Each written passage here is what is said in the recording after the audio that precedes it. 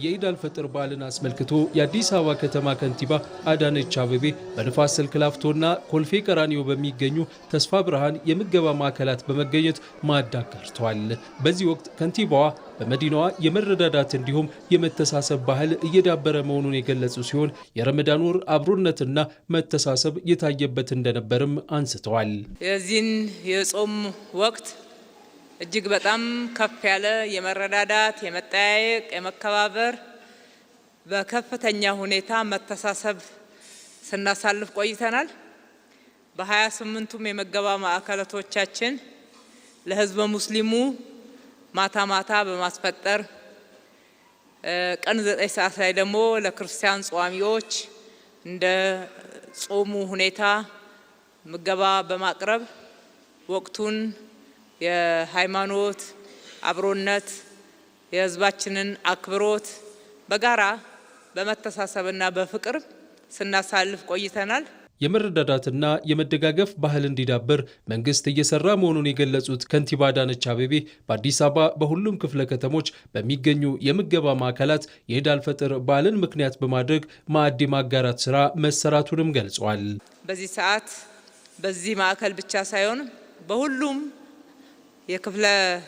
ክፍለ ከተማዎች ባሉ ምገባ ማዕከላት እንደዚሁ እንኳን አደረሳችሁ ብለን የፍቅር ማዕድ እየተቋደስን ነው የምንገኘው።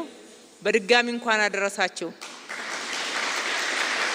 እንደ መንግስት እያስተባበርን ህዝቡ እርስ በርሱ መረዳዳቱ፣ መተሳሰቡ፣ ባለሀብቶች አቅም ያላቸው አቅም ለሌላቸው፣ ጠያቂ ለሌላቸው፣ ለችግር ለተጋለጡ፣ ለአረጋውያን እንደዚህ አይነት ፕሮግራሞችን እንዲደግፉ እያደረግን ነው።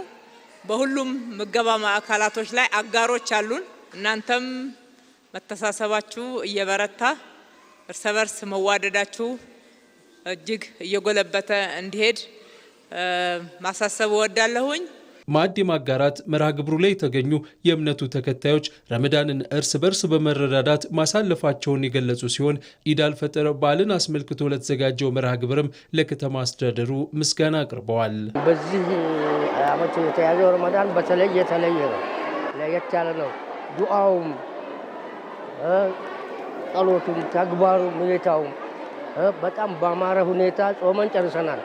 አልሐምዱሊላህ፣ ለአላህ ምስጋና ይግባው። ሰው ተገኝቶ ይሄንን ለመሰለ ግብዣ መቋደስ ለኔ በጣም ትልቅ ነገር ነው።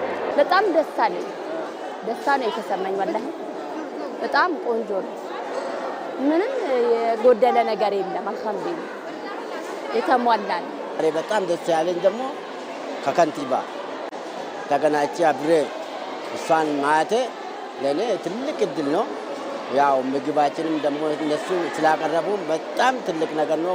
በአክብሮት እኛን ስለጋበዙን በጣም ትልቅ ነገር ነው። እሷን በማግኘቴ ደግሞ እኔ በጣም ተደስቻለሁ ማለት ነው። 1447ኛው የኢድ አልፈጥር በዓል በደማቅ ሁኔታ ተከብሮ ውሏል።